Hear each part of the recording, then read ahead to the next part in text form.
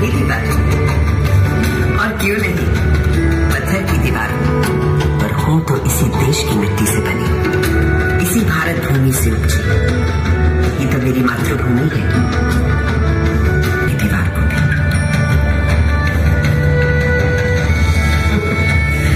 ऐसा नहीं कि सुनहरा समय मेरी मातृभूमि ने पहली बार देखा।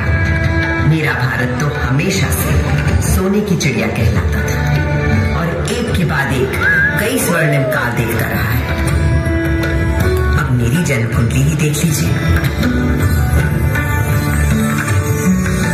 मैंने मेरा जन्म हुआ था, उस वक्त मेरे आसपास छेनी, हथौड़ी, संतराशु, पत्थर कटों की ठक ठक ताल थी और संत कवियों के शहद से सुर।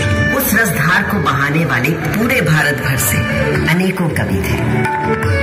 इन भक्त कवियों में कोई हिंदू था, कोई मुसलमान, कोई सूफी, कोई शाक्त, कोई शैव, कोई वैष्णव। सबके आराध्य अलग अलग थे, भाषा अलग, पर सबकी भक्ति में एक ही परमात्मा, एक ही ब्रह्म, एक ही ओंकार के दर्शन सारे देश को हो रहे थे।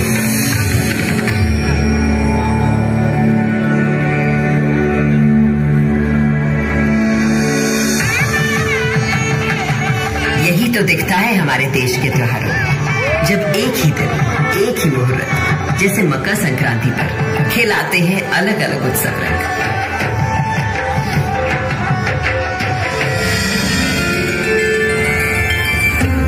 इस लाल किले को बनवाया था मुगल शहंशाह शाहजहां ने।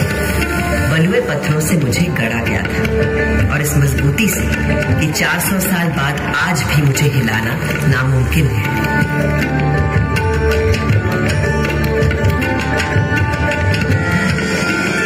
बिल्कुल उसी तरह जैसे है मेरे देश के विचार, सिद्धांत, उसूल। असल में भारत सिर्फ एक देश नहीं है, भारत नाम है एक सोच का। मुझे बनाने वाले मुगल तो हिंदुस्तान में मेहमान बनकर आए थे, पर फिर यहीं के होकर रह गए। भारत ने तो हमेशा हर विश्वास, हर विचार के लोगों को अपना समझकर अपनाया है और कहा है अतिथि देवो भव। मगर उससे भी बहुत पहले भारत ने कई स्वर्णिम युग देखे थे, जैसे था हमारे देश का वैदिक युग। सरित सरस्वती नदी के तीर बैठे जब ऋषि मुनि गंभीर, समिधाग्नि आहुति और यज्ञ तपस्या कर हुए सब प्रज्ञ। रचने लगे वो वेद पुराण, ऋग अथर्व यजुर और साम। शोध किए सब जीवन तत्व, खोज निकला प्रकृति का सत्व। जीवात्मा परमात्मा है एक, माया भ्रम से लगे अनेक। आत्मा अजर अमर अछेद, अनादि अनंत अखंड अभेद। वेदों को रचने वाले इन ऋषियों ने दुनिया को जीवात्मा, आत्मा, परमात्मा की जिस एक की बात हमें सिखाई थी, उसी को श्री कृष्ण ने धर्म क्षेत्र कुरुक्षेत्र की युद्ध भूमि में अर्जुन को सुनाया था। जैसे पुराने कपड़ों को उतारकर मनुष्य नए कपड़े पहन लेता है, उसी प्रकार आत्मा भी पुराने शरीर को त्याग कर नया शरीर धारण करती है। इस आत्मा को ना तो शस्त्र काट सकता है और ना आग इसे जला सकती है, ना इसे पानी भिगा सकता है और ना ही हवा उसे सुखा सकती है। तब से आज तक आत्मा की संस्कृति ही भारतीय संस्कृति की आत्मा है और ओम की ध्वनि उस परम ब्रह्म का स्वरूप।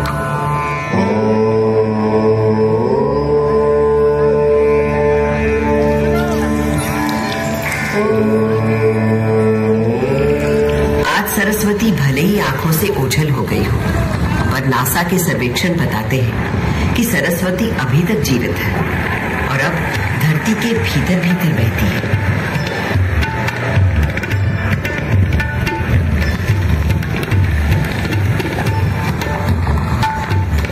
मगर मेरे देश की शुरुआत तो उस वैदिक युग से भी पहले की है।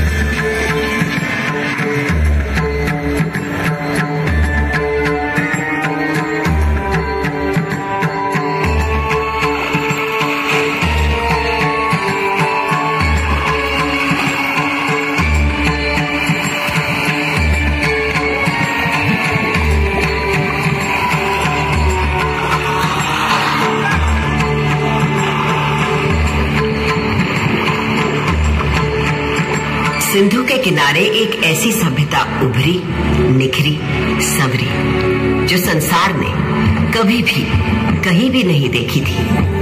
उस वक्त के हमारे शहर थे smart intelligent cities. This was a wonder called India.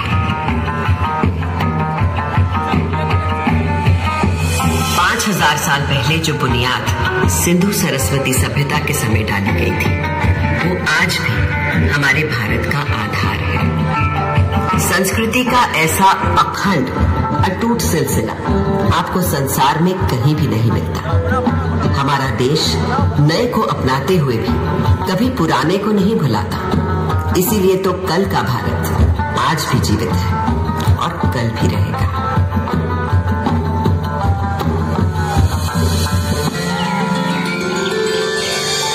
एक और बड़ी विशेषता है मेरे भारत की, सत्य की खोज। भारत नाम का अर्थ ही है भाव, यानी प्रकाश, और उसकी खोज में लगा हुआ व्यक्ति। प्रकाश यानी सत्य की खोज में केवल योगी, मुनि, ऋषि ही नहीं, सुख सुविधा में पले बढ़े राजा राजकुमार भी किसी से कम नहीं रहे।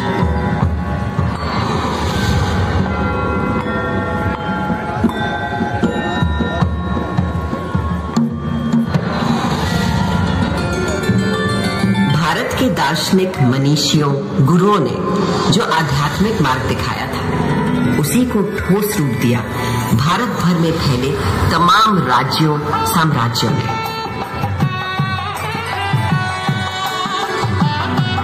दूसरी तरफ थे हमारे अभूतपूर्व वैज्ञानिक, गणितज्ञ, खगोल शास्त्री और वैद्य।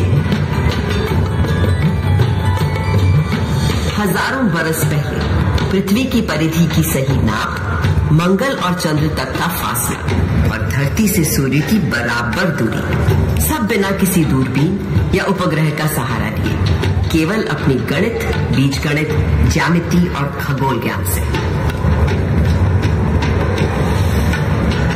ये उन्हीं पुरातन खगोल शास्त्रियों से मिले संस्कार हैं कि आज भारत अंतरिक्ष अन्वेषण में एक अग्रणी देश है। सहस्त्राब्दियों पहले गणादि आदि गुरु थे अणु को पहचानने वाले। फिर क्या आश्चर्य कि नई दुनिया में अणु शक्ति को साधने वाले देशों में हम हमेशा आगे रहे। योग में तन से मन और मन से आध्यात्म के योग के सूत्र ढूंढ निकाल रहे थे पतंजलि जैसे ऋषि। और आज 21 जून पूरा विश्व योग दिवस मनाता है। वहीं विद्वान वैद्य मानव शरीर के छुपे हुए राज और हर बीमारी का इलाज खोज रहे थे। सर्जरी की भी शुरुआत इन वैद्यों ने कर डाली थी और कटे अंगों को जोड़ने के लिए प्लास्टिक सर्जरी की भी।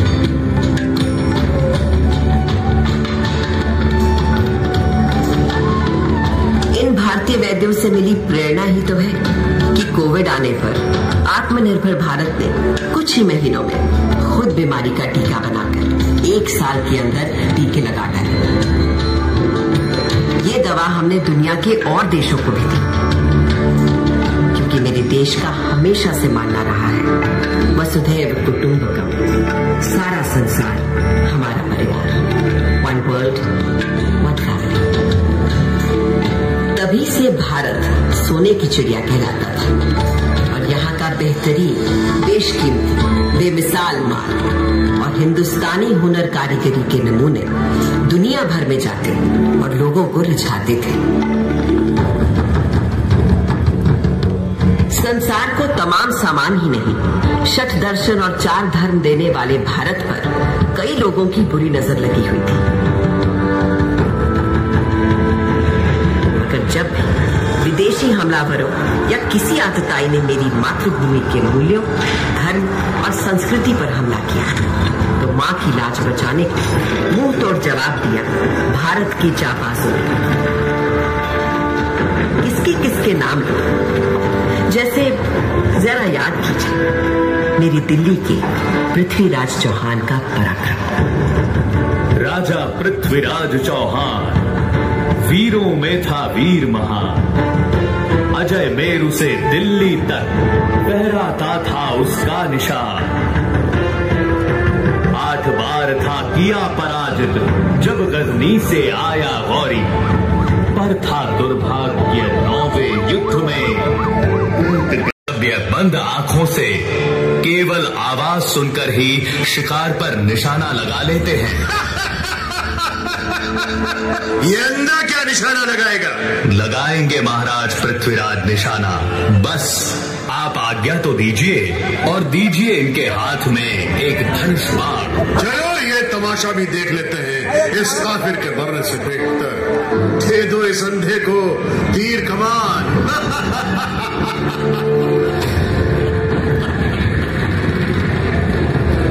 4 बांस 24 गज अंगुल अष्ट प्रमाण, दाऊ पर सुल्तान है मत चूक्यो चौहान।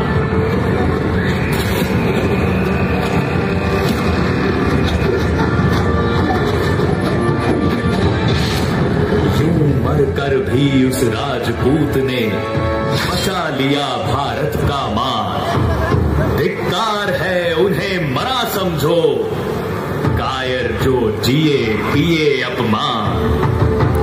इन वीरों के बलिदानों से ही भारत है आज बना महान। भारत के दुश्मन कभी समझ ही नहीं पाए कि वो हमारे शरीर को घायल कर सकते हैं, मार सकते हैं, पर वो भारत की आत्मा को कभी नहीं मार पाएंगे। तभी तो आज जब इजिप्ट, ग्रीस, रोम, लैटिन अमेरिका की इंका, माया, फारस की अवस्था और चीन की पुरानी संस्कृतियां सब नष्ट हो चुकी हैं, तो केवल भारत की पुरातन संस्कृति, संस्कार, सभ्यता, धर्म, विचार, आध्यात्मिकता अभी भी जिंदा है, जावेद और जागृत है। आज भी घर की पहली रोटी गाय को दी जाती है। आज भी सुबह सुबह लोग चींटियों को आटा खिलाते हैं। हर घर, आंगन, पोल में चिड़ियों के लिए दाना पानी रखा जाता है। आज भी हम पेड़ों, प्रकृति, निसर्ग को किसी देवता सा पूजते हैं और नदियों को माँ मानते हैं।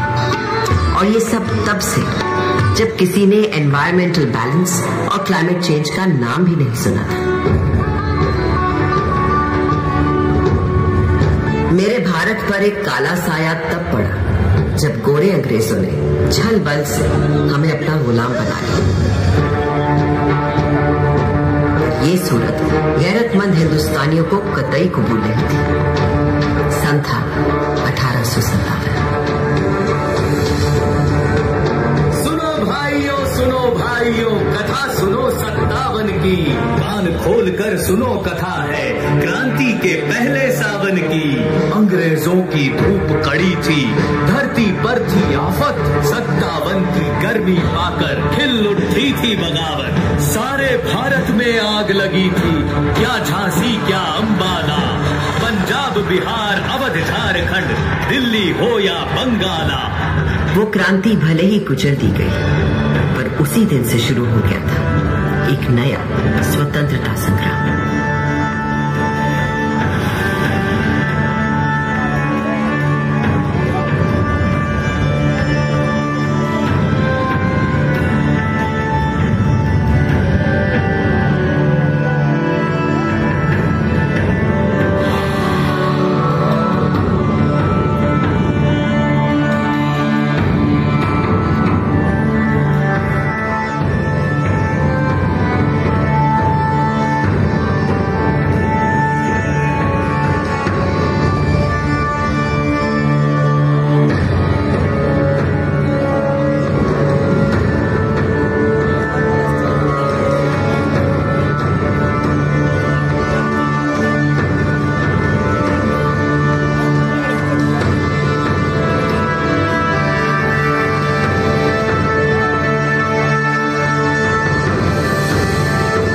साल लंबी जंग आजादी के बाद जब मेरे भारत ने 15 अगस्त 1947 को स्वतंत्रता पाई, तो उस दिन सदियों की गुलामी के बाद